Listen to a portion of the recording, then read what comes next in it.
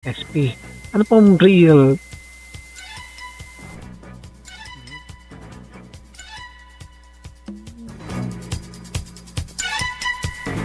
Apod na LDRRFIP. Aha. Local Disaster Risk Reduction Management Fund, Financial Investment Program. LDRF Fund Investment Program. Ayan. Na kung saan, duman sa program, itong QRF, i-determine doon yung kung saan siya papadalaga noon. Kasi ang ano ng QR,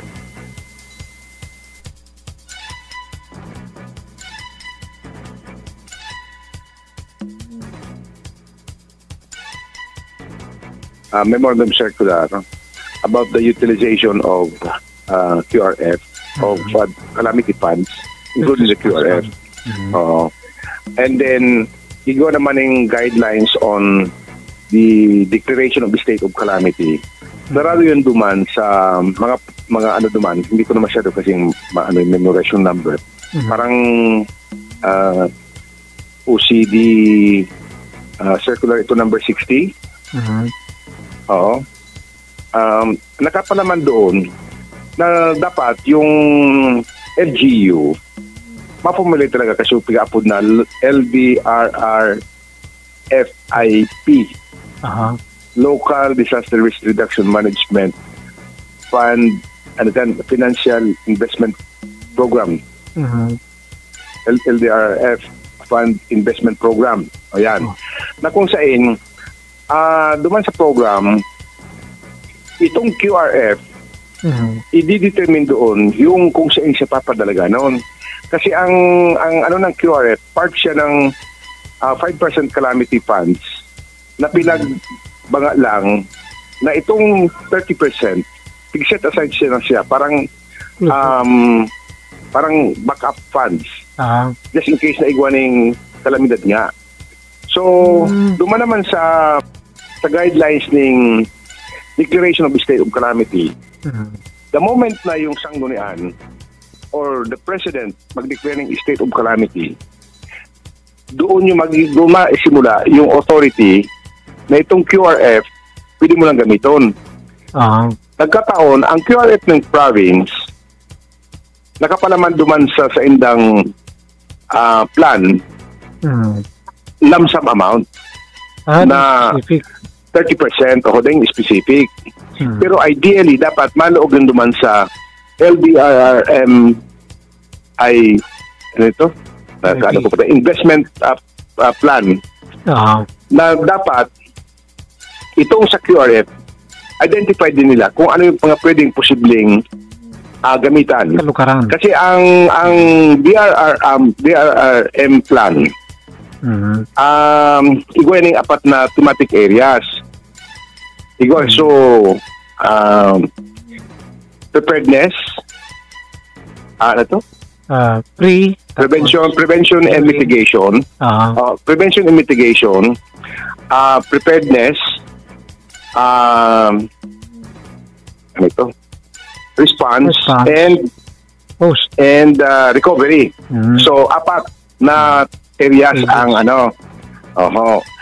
Now, itong areas na yan, dapat gabo sa areas yan, igawin yung mga corresponding plans na or programs and projects na itong pupuntahan sa itong DRR funds na 5%.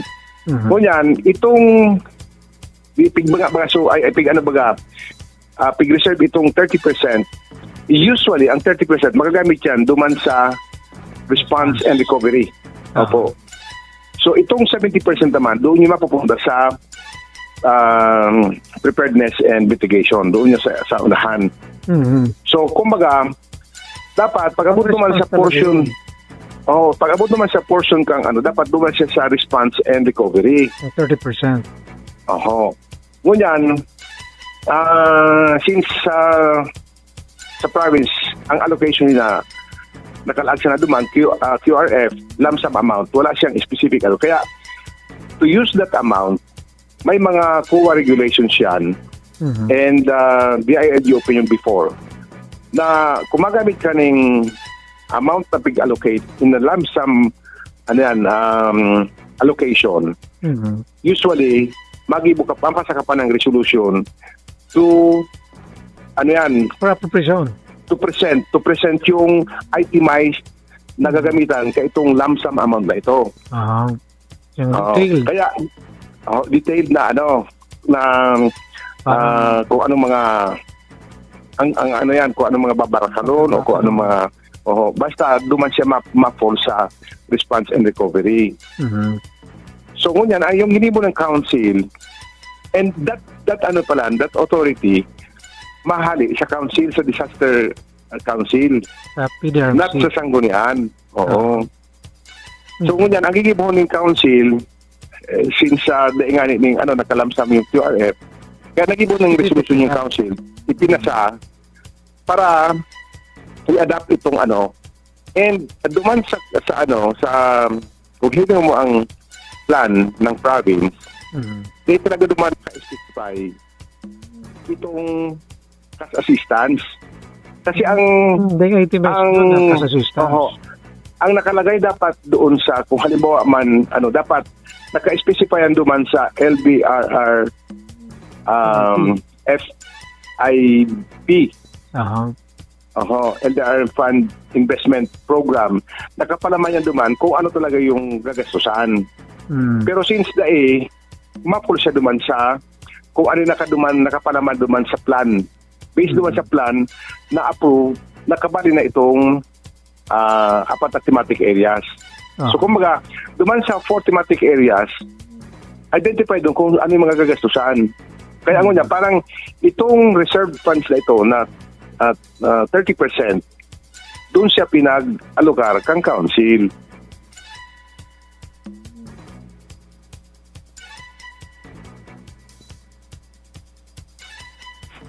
Kung manahiling ordinance pala, sorry. Maging ko talaga yung iwa kitang idea kung ano lamang ka ito. Ang pigahiling ko naman, doon sa punto na itong 5% calamity funds, actually, kaibahan na siya duman sa annual budget ng 2025. So yung annual appropriations ordinance, na-approve na siya ng appropriations ordinance kan 2025 o kan 2024. So no need na magpasa ka pa ng another ordinance na to utilize yung QRF alone. Kasi parang adoption na lang. Dati na siya kasing approve.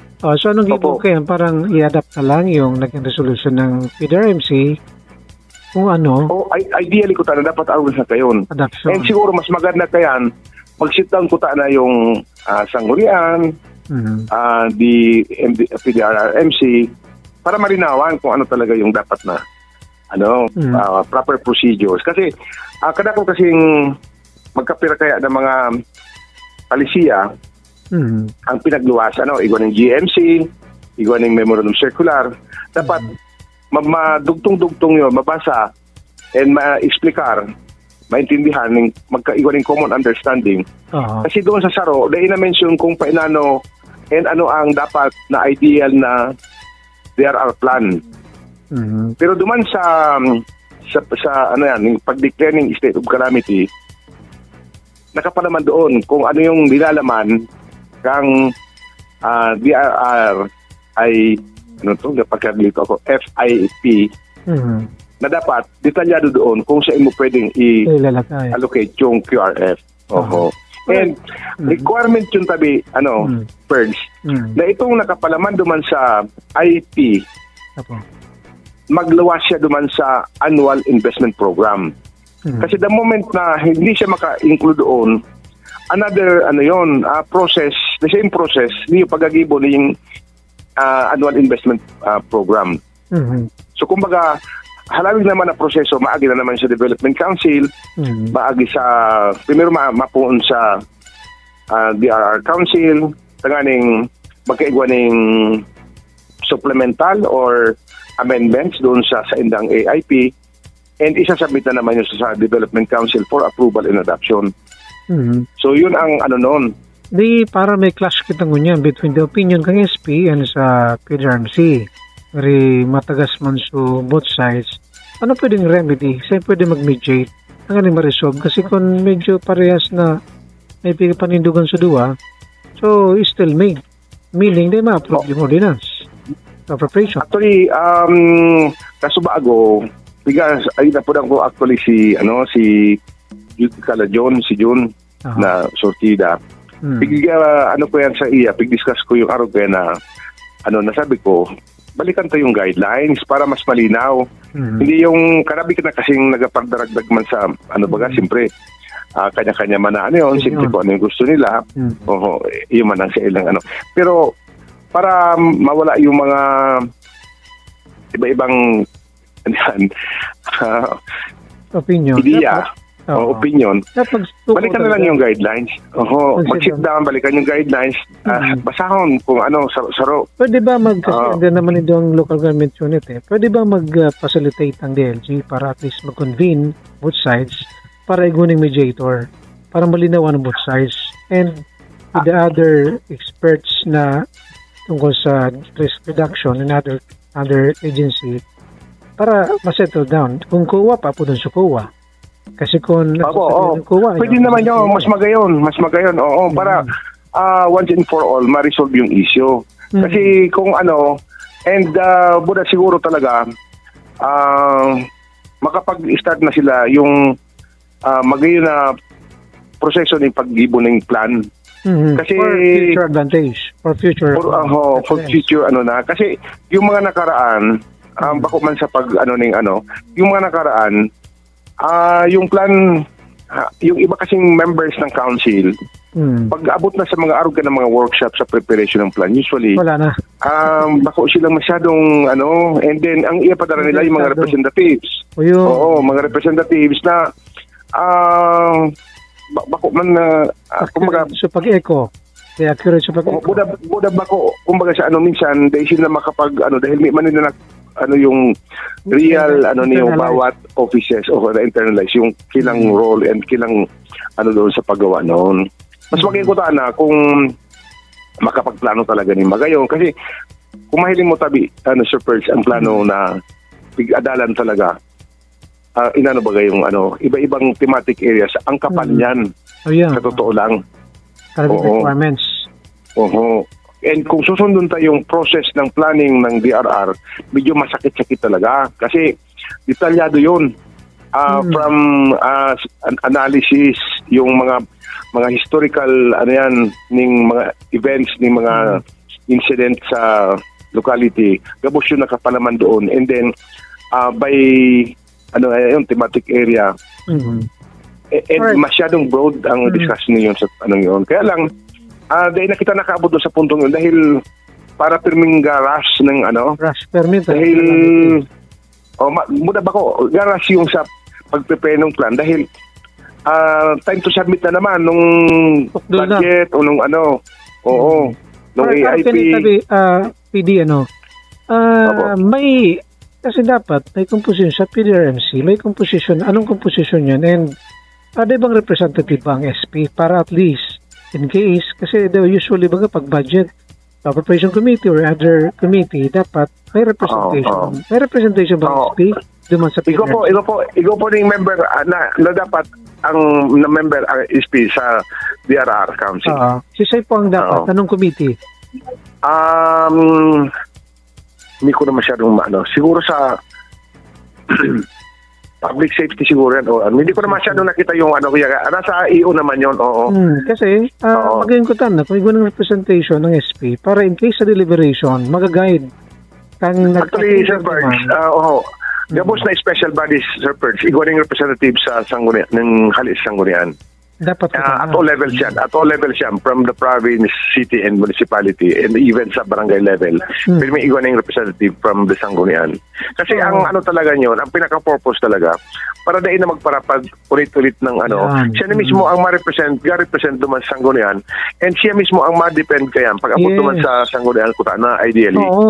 Pero dapat ganun composition. Araw ba kasi sinabi? Pero halimbawa ang nangyari garing day nato na kasi minsan parang maski mahiling mo yan sa records ng mga meeting parang kulang yung kailang presensya Kulang yung attendance sa, andyan yan, the records will speak for itself. Yun, kasi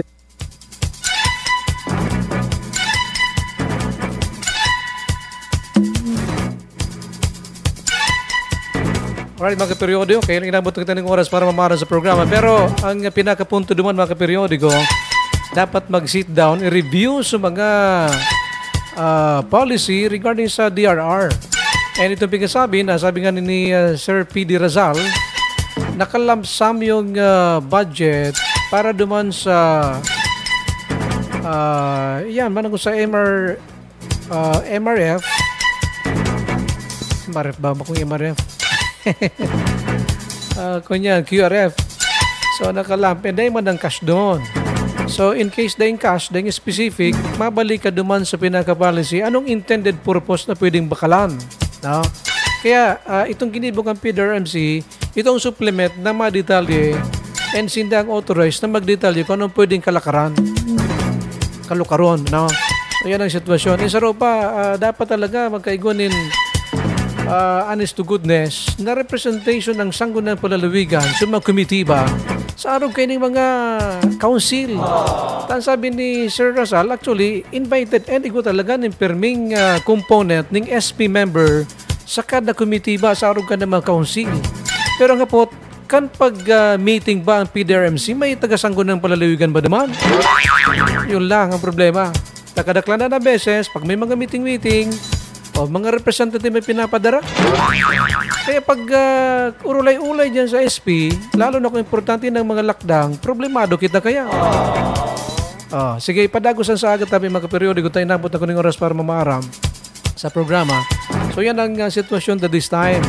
Kaya mas maray tabi mga periodiko na mag-igwamanin humility ang lamang saro sa tuya dyan. Na mag-akseptan ng mga digit na kahinaan, taday man kabusyan puros kita matibay. Na mag-bend kung magkakanigo for the sake of the people of the Philippines. People of Catanduanes. Catanduanes na nga ni.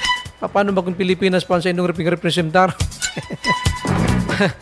Sige mga periodiko, kaya lang inabot ako ng oras para mamaara. May mga simbag ko tayo dyan sa mga alat ka. Sige daw, basahon ng dikit sa mga simbagman kasi ito mga parantabay, mga homenes manungod duman sa put niya to